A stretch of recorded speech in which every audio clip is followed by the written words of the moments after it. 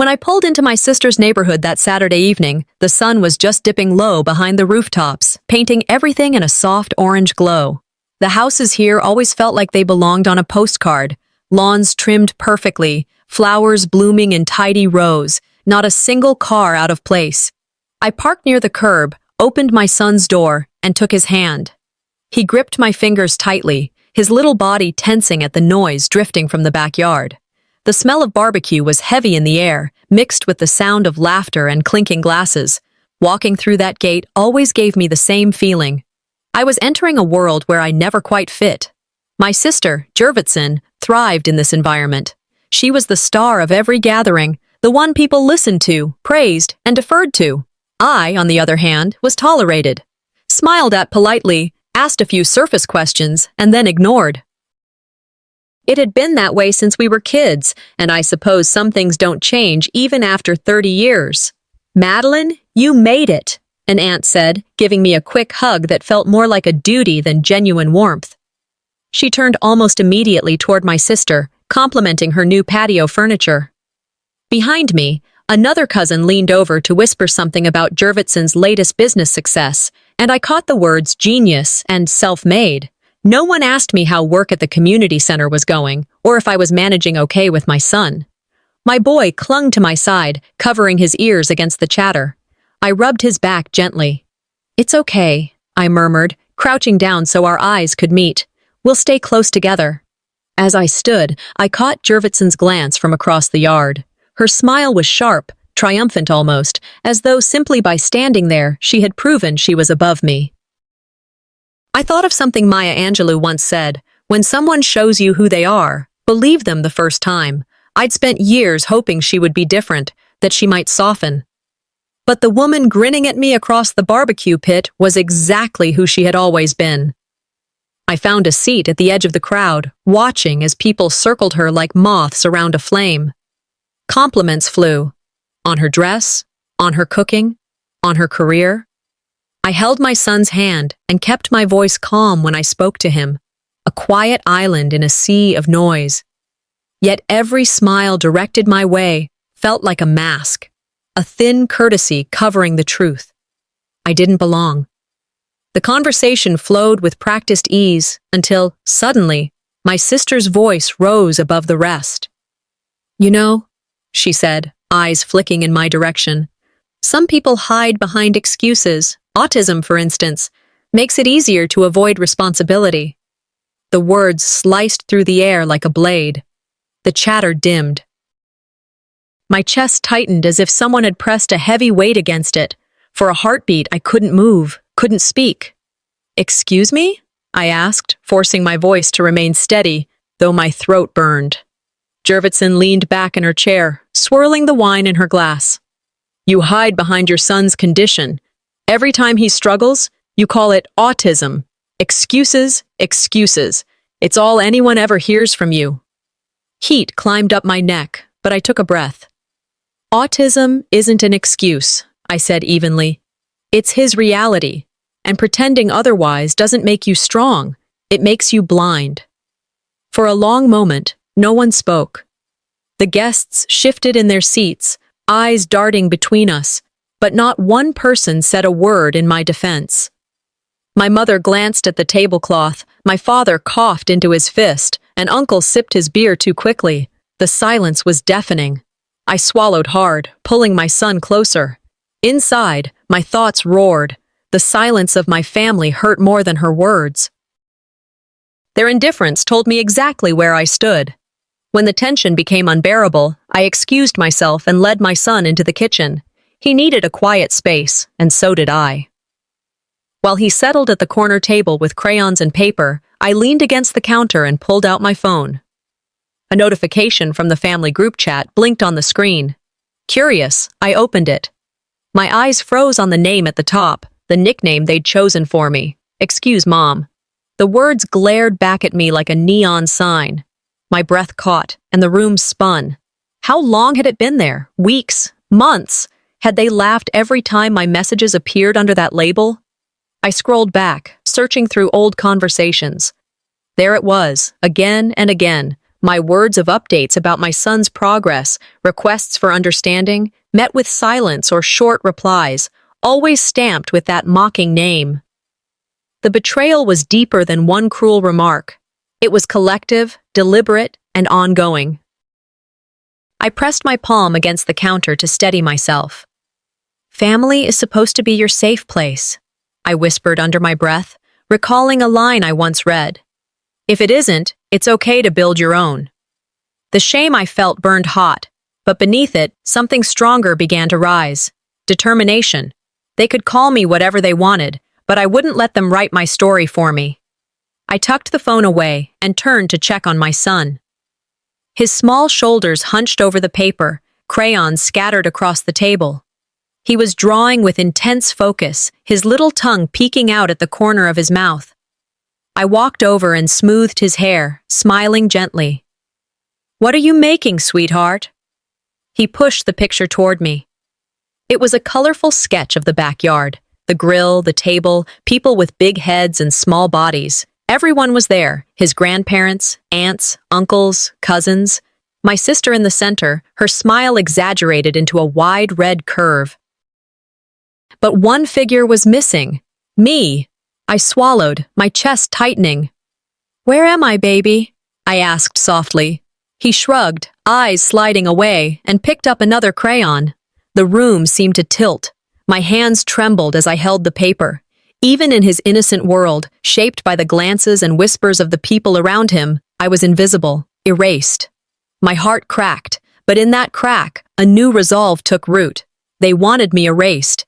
Even my child was starting to believe it. But I will not be silent. Not anymore. I folded the drawing carefully, slipped it into my bag, and kissed my son's head. "They think I'm weak," I whispered, so only I could hear. "But one day, they'll see just how strong a mother can be." By the time we moved from the patio to the dining table, the sky had gone dark. Candles flickered in the center, casting a warm glow across the plates of food. My son sat beside me, eyes glued to the napkin he was folding into uneven triangles. He avoided everyone's gaze, his shoulders hunched the same way they had been since the drawing earlier. Laughter rolled easily around the table, voices overlapping. Every story seemed to circle back to my sister. A new contract she had landed, a feature in a lifestyle magazine. Someone raised a toast to her resilience. No one noticed me spooning mashed potatoes carefully onto my son's plate. No one asked about his therapy progress. No one asked me anything at all. "Pass the bread, will you?" my aunt called down the table. My father obliged, chuckling at a story my cousin told about Jurvitson's high school days. My son nudged the bread away from his plate without touching it. I gave him a small nod, signaling he didn't have to eat what made him uncomfortable. I sipped water slowly, ears buzzing. The silence surrounding me felt heavier than the chatter itself. Sometimes silence feels louder than a scream. It presses into your skin, reminding you that you're outnumbered. Then my sister leaned forward, fork in hand, and in that same calm, performative voice she always used when she wanted the spotlight, said, "Let me show you how to handle him properly." She scooped a piece of roast chicken onto her fork and angled it toward my son. He flinched, scooting closer to me, hands pressing over his ears as if the world were closing in. "Stop," I said firmly, moving the fork away. Jurvitson arched a brow. "He won't eat unless you make him. You give in too easily." "He's overwhelmed," I replied, my tone measured. "Forcing him won't help. Please stop. You're making it worse." She gave a laugh, sharp as glass. "He acts up because you let him." "You're weak, Madeline. Always have been." My chest burned, but I kept my voice calm. "Calling it weakness doesn't make it true." The table fell quiet. Forks paused, glasses held midair. No one said a word. My father cleared his throat. My mother shifted in her chair, eyes fixed on her plate. The silence was suffocating, the kind that tells you exactly how alone you are. My son rocked slightly, eyes closed, trying to block it all out. I rubbed his shoulder gently, though my heart hammered so loudly I wondered if anyone else could hear it. Jurvitson leaned back, satisfied with her blow. The room carried on again, as if nothing had happened, but the sting stayed in my chest, searing into memory. My mother finally spoke, her voice soft but cutting in its own way. She just wants to help, Madeline. You're too sensitive. I turned toward her slowly. Too sensitive? He was shaking, Mom. She means well, my father added, not looking up. Your sister's only trying. I let the words sink in. Sometimes family is the wound, not the bandage. It wasn't the first time they excused her behavior, and I doubted it would be the last. Every time I had tried to stand tall, they had clipped me down in defense of her. My son whimpered softly. I leaned close and whispered, "It's okay. I've got you." His small hand gripped mine, damp from nervous sweat. He leaned into me, trembling. I held him steady, even as the world around us carried on with wine and laughter as though none of this mattered. The evening blurred. My son pushed his plate away and gagged. A moment later, he vomited onto the napkin in his lap. My heart lurched. I grabbed tissues, dabbing his mouth, cleaning the mess as quickly as I could. My hands shook with every swipe. Around me, chairs shifted. Some relatives looked away, faces turned to the wall, pretending it hadn't happened. Others simply stared into their drinks. No one offered a hand. Jurvetson's voice cut through. "See what I mean?" she muttered, loud enough for the table to hear. "He runs her life. She has no control." I kept my eyes on my son, wiping his shirt, gathering soiled napkins. Silence pressed on my shoulders like bricks. But inside me, anger was cooling into something sharper, harder. "No. What you mean is power, and I'm not giving mine to you anymore." I rose to toss the napkins into the trash, then knelt back down beside my boy, who leaned against me, exhausted. My knees ached on the hardwood floor, but I stayed there, grounding myself in his presence. When I finally looked up, Jurvetson's gaze was locked on me across the table, smug and unyielding. I held her eyes, my voice low but steady as I whispered to myself, "This isn't weakness. This is memory, and I don't forget." After dinner, plates were cleared. The sound of forks clinking against porcelain still echoed in my ears. The silence that followed me out of the dining room felt louder than any insult my sister had spoken. People filled the living room now, wine glasses in hand, desserts balanced on plates, laughter filling the air like a cover for what everyone refused to address. My son sat on the carpet near my feet, rocking gently, his crayons abandoned beside him. I sat back in my chair, the hum of conversation swirling around me but never touching me. I remembered being a child at this same table, speaking up only to see faces turn toward Jurvetson instead. Even then, silence was their choice, never outright cruelty, but always an alliance with her. I thought of something I'd once heard. Sometimes the loudest thing in a family is what nobody says out loud. My mother passed cookies across the room, her face lit with polite smiles. My father bragged to a neighbor about Jurvetson's business, using the words visionary and unstoppable. No one asked about my work, about my son's progress, or about how hard it was just to get him through the door that evening. I folded my hands in my lap, pressing them together tightly. My chest still carried the sting from the dinner table.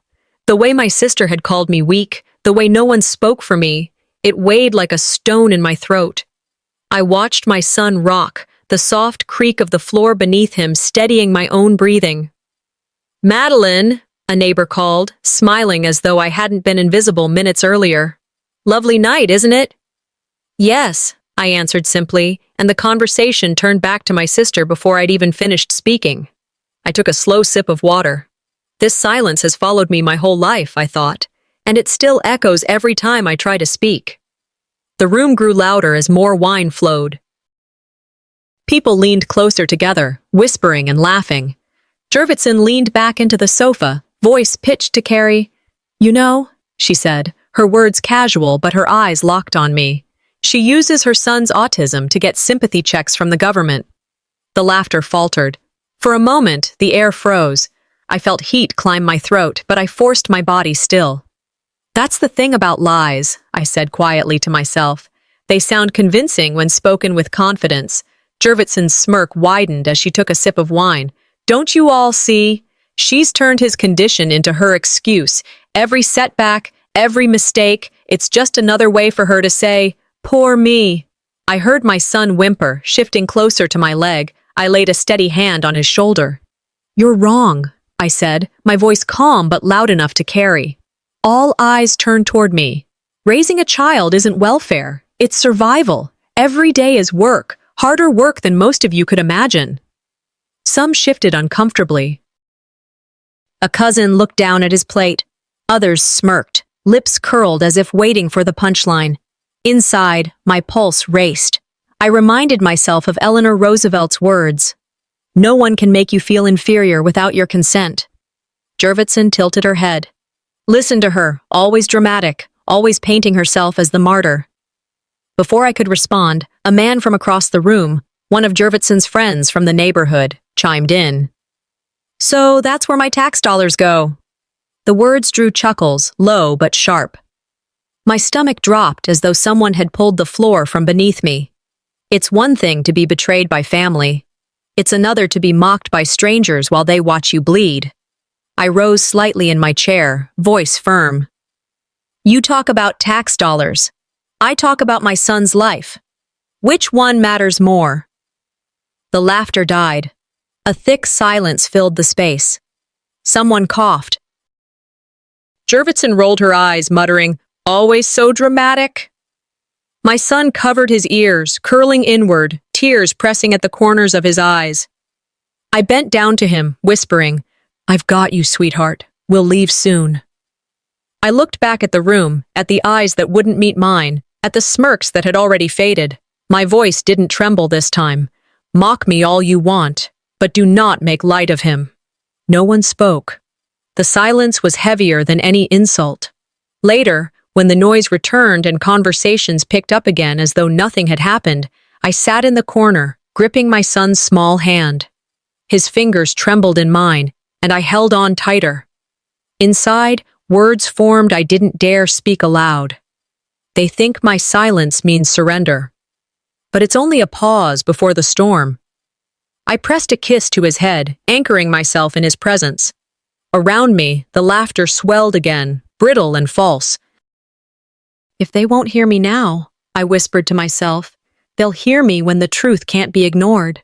The desserts had been set out on the long table inside, but most of the guests wandered back out to the patio.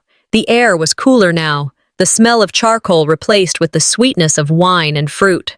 Conversations rose in uneven bursts, laughter that felt almost rehearsed. My son sat beside me, legs tucked up, fingers tugging at the edge of his shirt. He was quiet, but I could feel the tension in his little body. I tried to focus on him, but my mind replayed the scene from earlier. My sister's voice ringing over the chatter, mocking me for sympathy checks.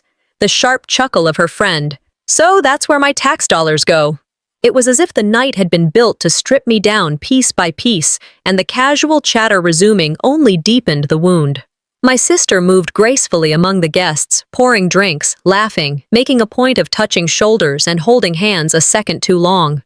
To anyone watching, she was the gracious hostess, the model daughter.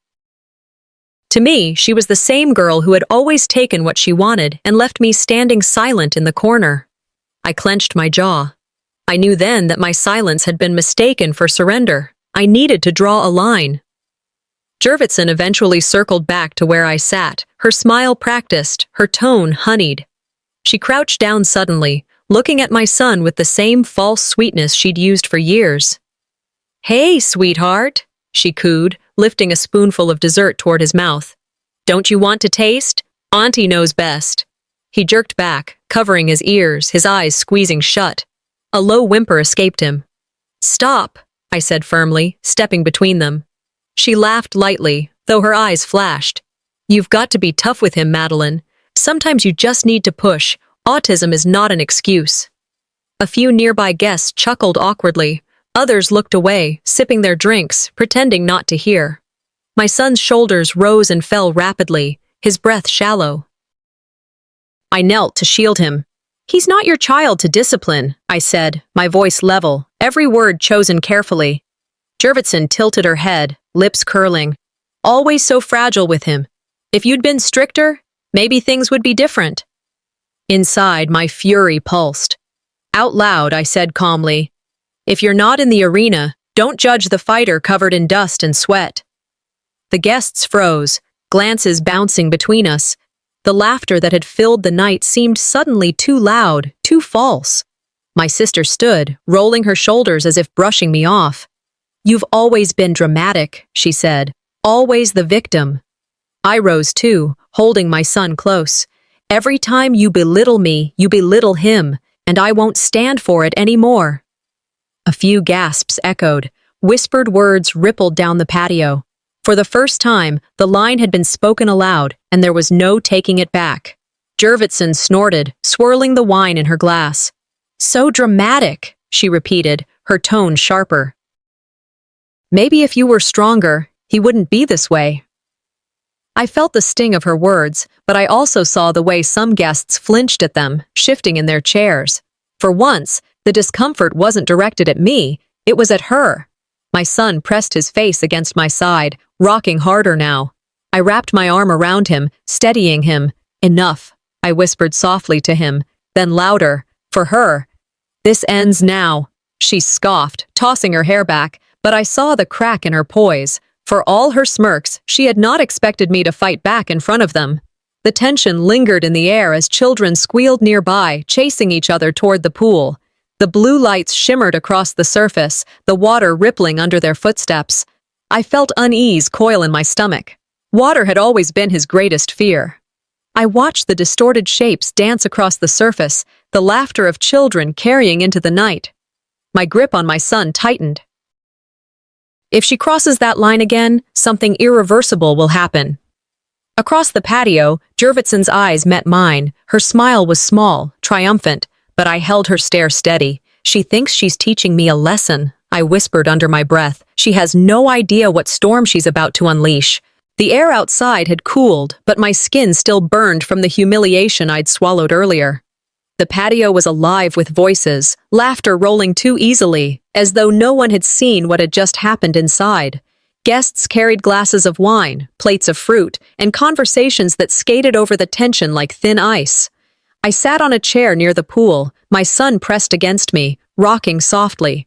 His little hands twisted the hem of his shirt, eyes down, breathing shallow. I smoothed his hair, whispering, "I've got you. Just breathe with me." He looked up briefly, eyes red, and then tucked himself closer into my side. Every laugh, every clink of glass, felt like it carried my name under it, like I was the punchline they were too polite to say out loud. I forced myself to keep my back straight, my face calm, but inside the pressure was unbearable. Jurvetson's voice cut through the chatter again. She didn't even bother lowering it. "Look at her," she said to a neighbor, gesturing toward me. "She can't even control him, always crying, always rocking. If she'd done her job as a mother, maybe he wouldn't act like this." My son whimpered, hands clamped tighter over his ears. The words snapped something in me. "Don't confuse your ignorance with my weakness," I said, my voice carrying across the patio. Heads turned. Some guests shifted uncomfortably. A few shook their heads but said nothing. Others gave short, cruel laughs under their breath. My sister smirked, satisfied, like she had won another round. "He's not autistic, he's spoiled," she added. "You baby him, and now look, he can't function like the rest of us."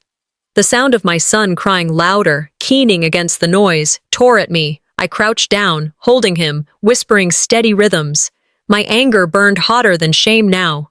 I was fighting not just her, but the weight of everyone who believed her lies. Jurvetson wasn't finished. She set her glass down, walked toward us, crouched low with that same false smile she always wore when she wanted to prove a point. "Let me show you how to handle him," she said sweetly, stretching her hand toward his shoulder. I caught her wrist, my grip iron. "He's my son, not your project." Gasps echoed behind us. Guests leaned forward, eyes wide, whispering. Jurvetson's eyes narrowed. She jerked her wrist free with a mocking laugh. "If you were stronger, maybe he wouldn't be like this." Her words cut through me, not just for me, but for him. I pulled him into my arms, pressing my cheek against his hair, anchoring us both. My voice came out cold, controlled. "Strong people don't put others down. They lift them up." For a moment, silence hung thick. Then the whispers began again, rippling like a current.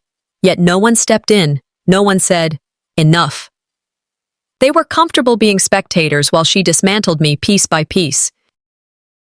My son clung to me, trembling, as though every cruel word had landed directly on his small shoulders. I closed my eyes, forcing air into my lungs, refusing to let her see me break. Anger solidified into something sharper, a vow. Children shrieked with laughter behind us, running along the pool's edge. The water glowed under the patio lights, distorted shapes dancing across the surface. My son stiffened at the sound, burying his face deeper against me. Water had always been his greatest fear. Jurvetson leaned against the railing, watching the children play. Her smile curved into something sharp, almost hungry. She glanced back at me, her eyes holding mine for a beat too long. My chest tightened. Dread pooled in my stomach. I whispered under my breath, so softly no one else could hear.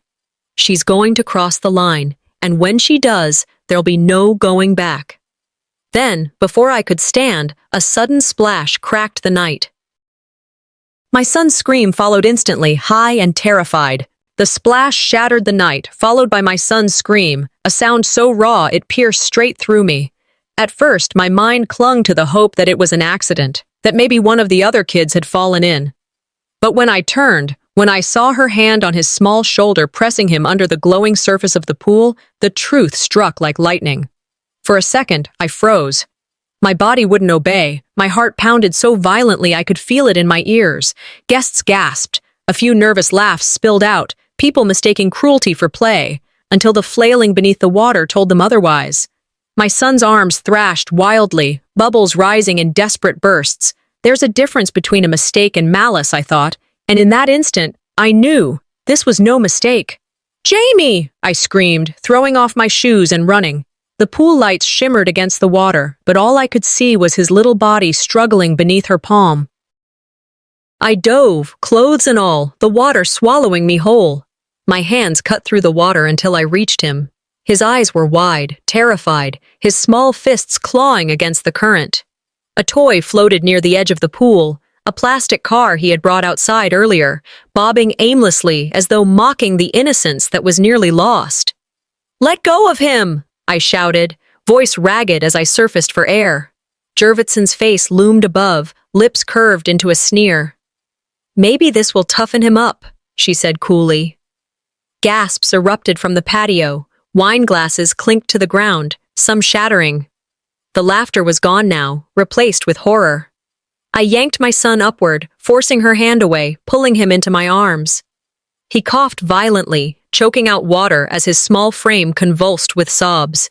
I clutched him to my chest, every fiber of me trembling with rage. Dripping wet, I hauled him out, collapsing onto the concrete. I pressed his face against me, whispering, "You're safe."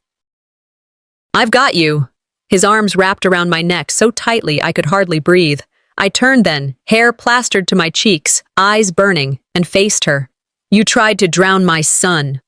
The crowd erupted in murmurs. Some relatives shook their heads in disbelief. Others stared at the ground, unwilling to meet my eyes.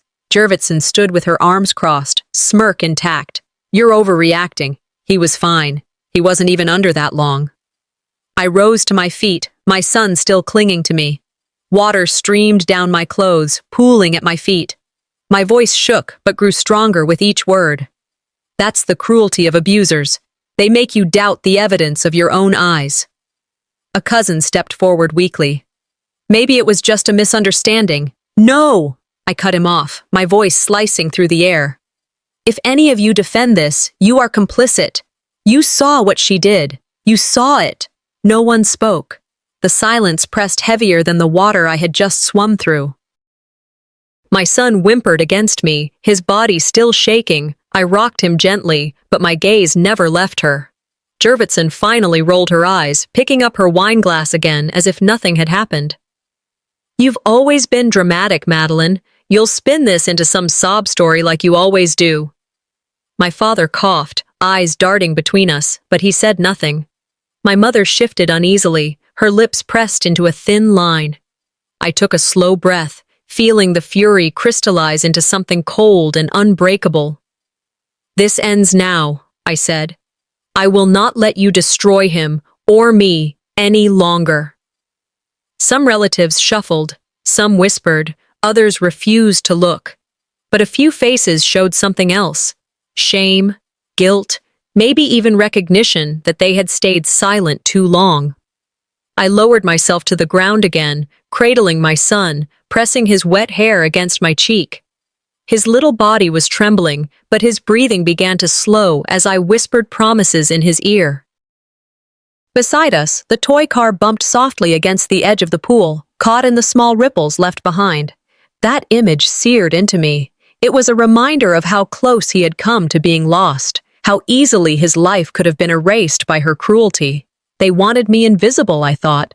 Tonight, I became undeniable. I lifted my head and scanned the crowd. Some looked horrified, others looked away, their faces pale with the knowledge of what they had just witnessed. Jurvetson stood across the patio, still clutching her glass, her smirk unwavering. "This isn't over," I told her, my voice low, thick with fury. "You'll answer for this." Her smirk lingered even after I pulled my son out of the pool.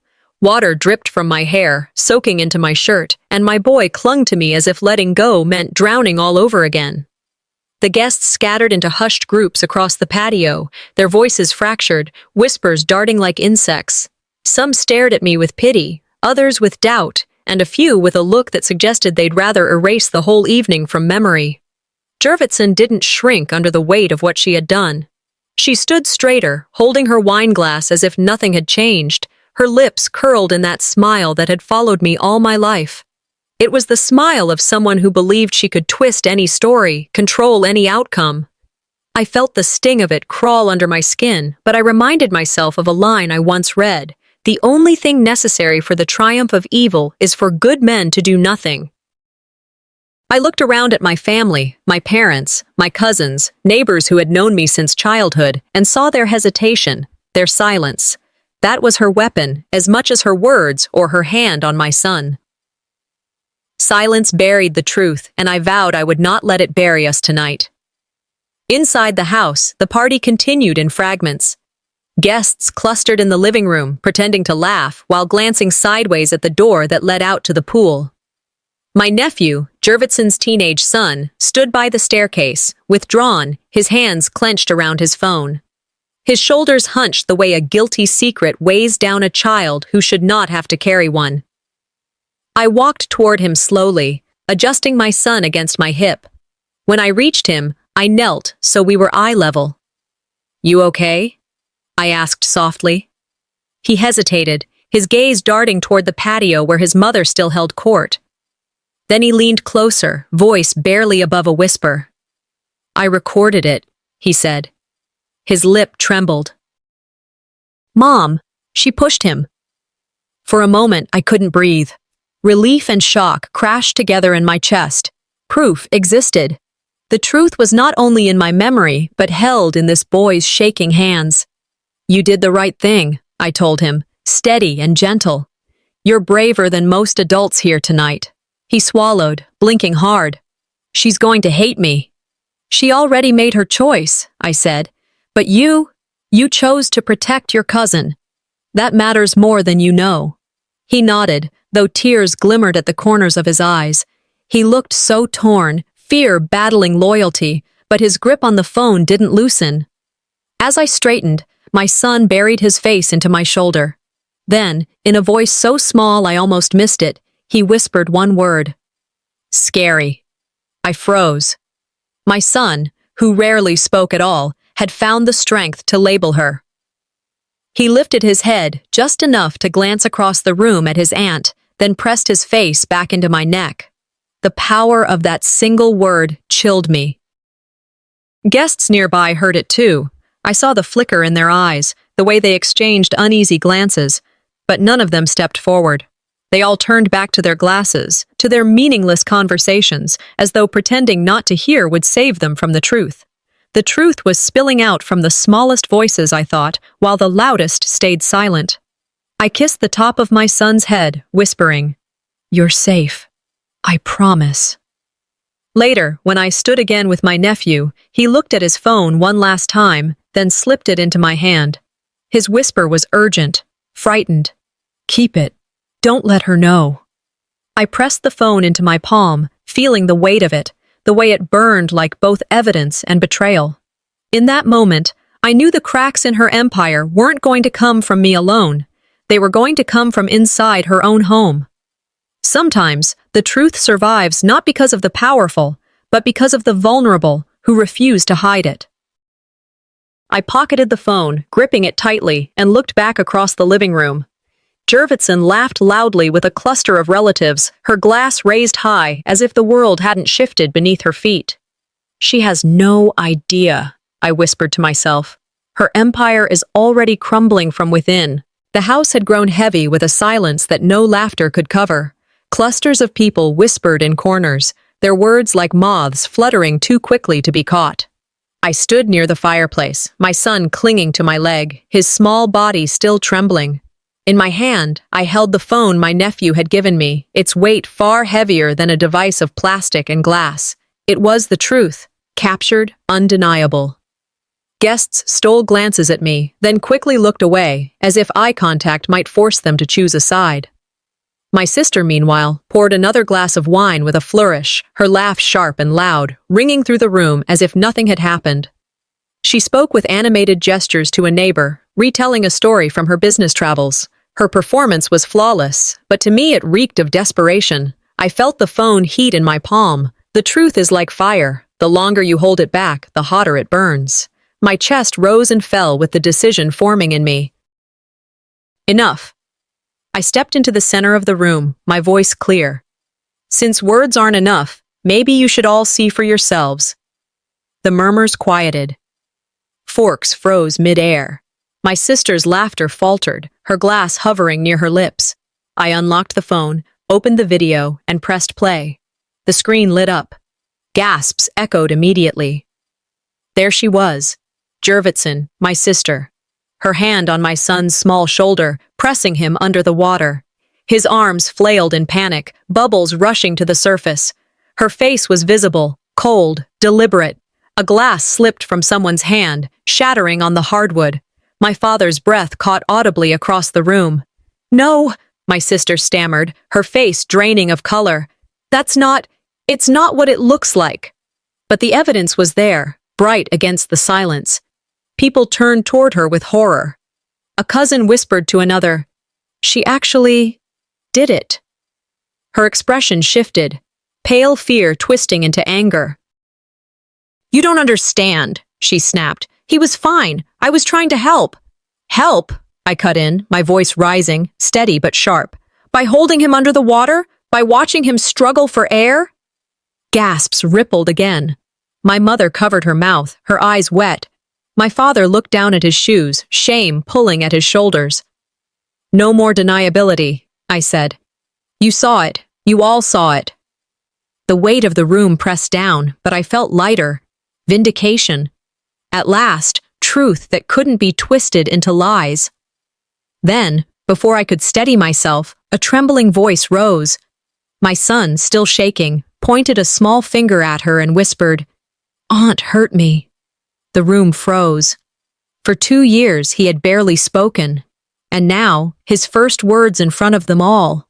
I nearly collapsed, knees weak from the impact. Out of pain came his first truth. Some relatives began to cry quietly. Others turned their faces away in shame. Jurvetson's voice cracked. "He doesn't know what he's saying." "He's confused." "No," I snapped, my voice cutting like a blade. "He is clearer than any of you tonight."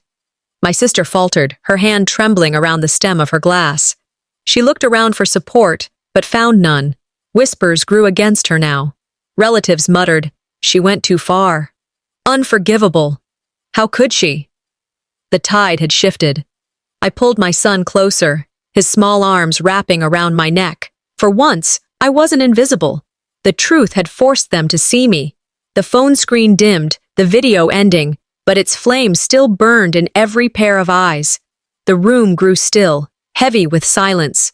My father finally looked at me, then at her, his jaw tight with something between grief and disappointment. I slid the phone back into my pocket, my hand gripping it tight. Across the room, my sister trembled, her fists clenched, the smirk that had defined her all night finally gone. "The battle isn't over," I whispered to myself. "It's only just begun." The silence after my son's words was unbearable, like the walls of the house had closed in around us. "Aunt hurt me," he had said, his small voice trembling yet unmistakable. Now, no one seemed to know where to look. Eyes darted to the floor, to the ceiling, to wine glasses suddenly in need of refilling, anywhere but at my sister. Jurvetson gave a shaky laugh, a sound too sharp to be natural. "He doesn't know what he's saying. He's just confused," she insisted. But her voice cracked on the last word. I studied my parents, seated near the far end of the room. My mother's hand covered her mouth, her face pale. My father stared down at his shoes, his knuckles white where they rested on his knees. They were seeing, finally, what they had chosen not to see for years. The denial that had protected her reputation was splintering. The house suddenly felt smaller, the air thick. I thought decades of silence pressing on me are finally pressing on her. She tried to regain control. As she stepped toward her son, the one who had filmed the proof, her hand stretched out. "Give me your phone," she demanded. But he flinched back, clutching it tight to his chest. His voice shook, but carried across the room. "Don't touch me, Mom." A ripple of gasps filled the living room. Whispers spread like wildfire. I saw her face falter. The cruelty she had unleashed on my child had now pushed her own son away. I held my boy tighter, his damp curls pressing against my cheek. For the first time in my life, I realized I wasn't the one being abandoned. She was. "Sweetheart," she said to her son, forcing a smile. "It's not what you think. You don't understand." But he stepped behind me, hiding in my shadow. The guest's whispers grew louder. She had lost her grip. Then my father stood, his legs unsteady, but his voice clear. "What have you done?" he whispered, disbelief and grief woven together. The room stilled again, as though waiting for a verdict. And then the sharp sound of glass breaking split the silence. My mother's wine glass slipped from her hand, shattering on the floor. The red liquid spread across the tile like blood, impossible to ignore. The symbolism struck me like a wave, the family image they had clung to for so long, broken at last. I felt decades of denial snapping apart inside me. "She really did it," someone murmured near the doorway. "She really held him under." Jurvetson's composure snapped. "You've all turned against me because of her," she screamed, pointing a trembling finger at me. "She's been poisoning you for years, and now you're falling for it." I stood, my son still in my arms, my voice calm, steady, every word deliberate. "No, you destroyed yourself." Her mouth opened and closed, searching for a defense, but there was nothing left. My parents exchanged a look, not with me, but with each other. Then slowly, they shifted back, away from her. For the first time in my memory, they didn't rush to her side. They didn't excuse her cruelty or dismiss her actions. They stood apart, leaving her to face the truth alone. All my life, I had been the invisible one. Tonight, I became undeniable. Her smirk was gone now, replaced with desperation. She looked around at the guests, but their gazes slid away. A few began to move toward the door, murmuring about leaving. One cousin shook her head and whispered, "I don't want to be part of this anymore." The empire my sister had built, on charm, manipulation, and silence, was cracking before my eyes. I watched her, her hands trembling, her chest rising and falling as though she couldn't catch her breath. She looked small in that moment, though I knew solitude would not break her. It would only make her more dangerous. For the first time, I thought, she stands alone. But even as I felt a flicker of justice, I knew this was not the end. She wouldn't retreat. She would seek revenge. I woke to the sound of my phone buzzing non-stop on the nightstand. The morning light filtered through the blinds, but the screen lit up brighter. Calls, texts, notifications piling in faster than I could swipe them away. Friends from work, old neighbors, numbers I didn't recognize. Everyone had seen it, the video. I scrolled through messages, my hands trembling. "We believe you. Stay strong." I can't believe she did that. The words gave me strength, though the flood of attention unsettled me. A soft knock came at my door. It was my father. His voice, low and uneven, carried through the wood. "Madeline, can we talk?" At breakfast, the family gathered around the table in silence. No laughter, no chatter. My mother stared into her coffee as though it might provide answers. My father gestured to a chair beside him. "Sit here," he said quietly. For years, I had been left at the margins, but today he made space. Jurvetson sat apart, seething. Her glare cut across the table, sharp enough to slice through steel. She looked at me with hatred, but beneath it, I saw fear. The tension was unbearable, like a string pulled so tight it might snap at any moment. My father finally broke it. His voice was stern, steady. "All these years, I believed you," he said, looking at Jurvetson. "I defended you. I excused you. But last night, I saw the truth." My mother did not speak. She didn't defend her. She simply sat still, her silence loud as thunder. For once, their silence was not against me, but against her. Jurvetson's coffee cup rattled against the saucer, her hand trembling. Her lip curled into a sneer. "You're really going to do this? Turn on me because she's manipulated you?" "No," my father replied. "Because you crossed a line." Her composure cracked. The hands that had once controlled every conversation now shook. She looked around the table for allies, but no one came. Later that day, extended relatives and neighbors filled the living room for what was called a family meeting. The air was thick with expectation. Jurvetson stood tall, forcing a confident tone. "It was misinterpreted," she insisted. "I was helping him. He slipped, and I tried to get him up." No one answered. Relatives sat stiffly, lips pressed shut. The silence stretched long and suffocating. It wasn't my silence this time, I thought. It was theirs. She tried again. "He's confused. Children say things they don't mean." Her voice wavered. "You all know me. You know I wouldn't hurt him." But no one came to her rescue. Eyes averted, gazes dropped to the floor. One uncle shifted uncomfortably, but even he stayed quiet. The respect she had wielded so easily had evaporated. "Character is what you are in the dark," I whispered to myself, remembering the saying. And last night, everyone saw hers. The silence was her sentence. That afternoon, the video leaked beyond our circle. An autism advocacy group had picked it up, posting it online. Within hours, it was everywhere, shared, retweeted, dissected by strangers. Headlines screamed across screens. "Local woman caught forcing autistic nephew underwater." I watched Jurvetson sit in the corner, scrolling through her phone, her face drained of all color. Comment after comment condemned her. "Monster, unfit to be around children, lock her up." The public outrage was swift and merciless. She slammed the phone down, her eyes wild. "They don't understand. They don't know me." I held my son close, his small body pressed against mine, his breathing calm for the first time in days. My voice was steady when I said, "The court of law hasn't seen you yet, but the court of public opinion already has." The room was quiet, except for the buzzing of her phone, notification after notification, each one a reminder that her empire had crumbled. Justice was finally echoing louder than her lies, but I knew justice doesn't end with headlines. The morning after the video went viral, the house was wrapped in an eerie quiet. My son slept curled up against me, his breathing steady for the first time in nights. I wanted to savor that peace, but the pounding knock at Jurvetson's front door shattered it.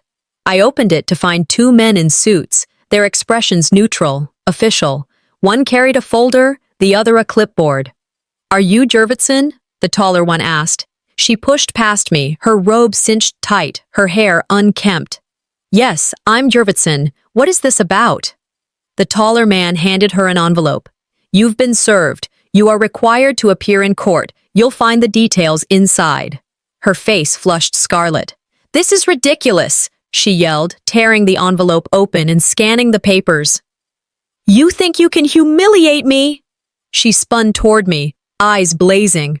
"This is your doing." I stood my ground.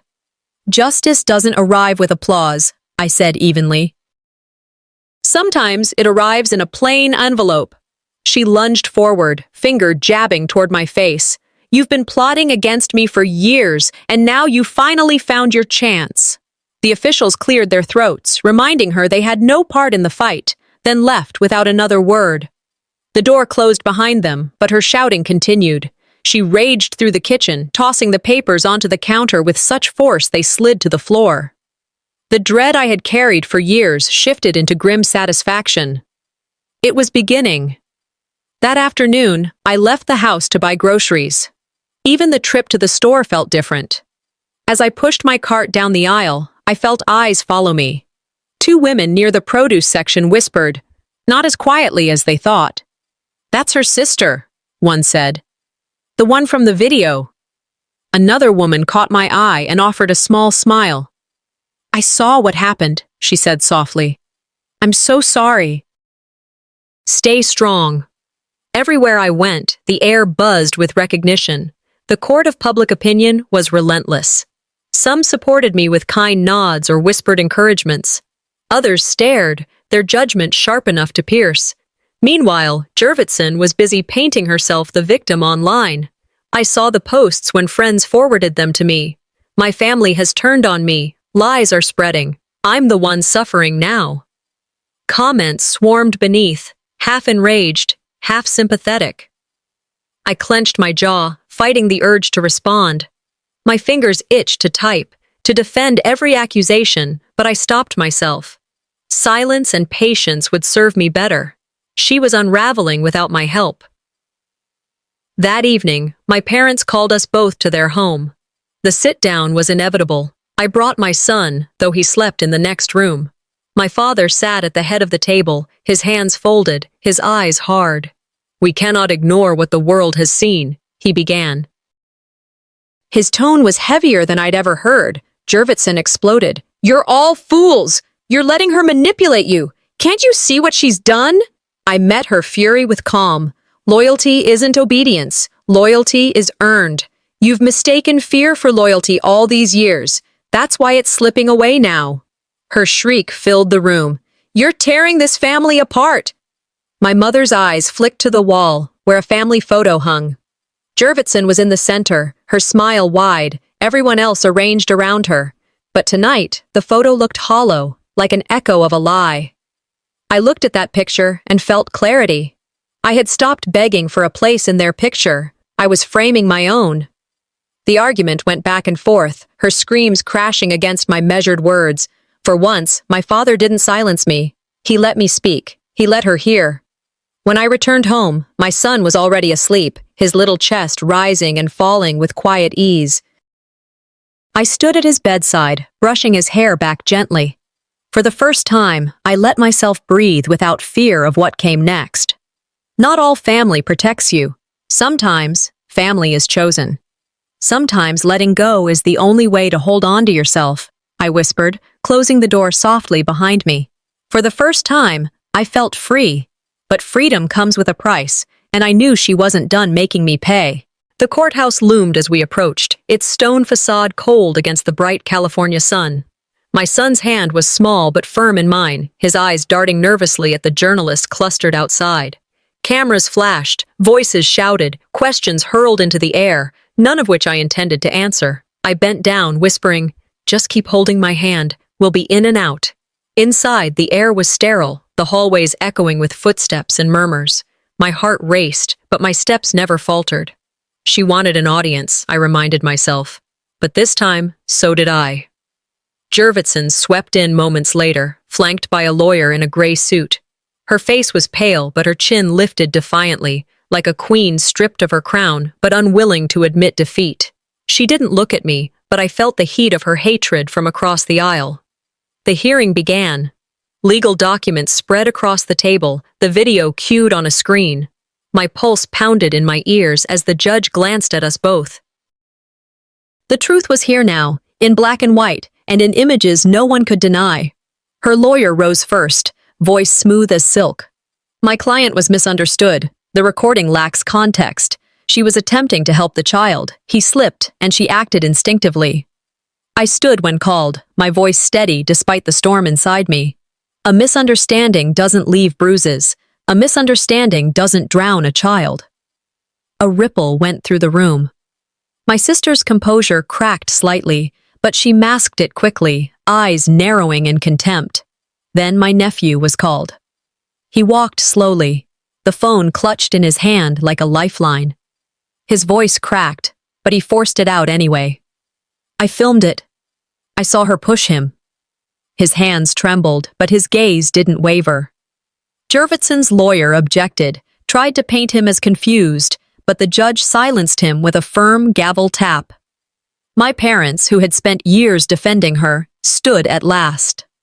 My father's voice shook, but his words were clear. We were wrong. We see it now. My mother nodded, eyes brimming. We can't pretend anymore. Symbolism hung heavy in the room. For once, the family chose truth over image. The empire of silence was gone. The judge's face hardened as she addressed Jurvitson. Your actions were reckless and dangerous. This court cannot ignore the evidence. Her gavel struck, the sound like a final fracture in the wall my sister had built. Protective oversight is ordered for the child. Further investigation into potential custody charges will proceed. Gasps filled the courtroom. Her perfect image, destroyed publicly and legally. I turned to look at her. For years, her silence ruled me. Today, her silence condemned her. She slumped in her chair, hands trembling, eyes darting frantically for anyone to defend her. No one did. Then the begging began. Please, you know me. You know I wouldn't. Her voice broke into sobs, but it was too late. The once dominant voice that had silenced me for decades was reduced to pleading, powerless cries. The gavel struck again. Final. When it was over, I walked out with my son's hand in mine, the sun warm against our faces. Reporters shouted, but I didn't need to answer them. The truth had already spoken. That evening, at home, we sat together in the quiet. My son curled up beside me on the couch, crayons scattered across the table. He drew with unusual focus. When he was done, he handed me the paper. It was a picture of us, me and him, side by side, hands clasped, smiles drawn wide beneath a sky full of stars. Where am I, baby? I asked softly. He pointed, tapping the figure beside him. Mama. My throat tightened. Then he whispered, his voice small but clear. Safe. That single word carried the weight of everything we had endured. I hugged him close, tears wetting his hair. I thought back to all the years I had wanted my family's approval, the place at the center of their picture. But tonight, I realized I had what mattered most. Not their approval, not their validation, but his trust. Sometimes you don't get closure, I murmured to myself. You just move on stronger. Families break, rebuild, or burn to ashes. Mine burned, but in the ashes, I finally found us.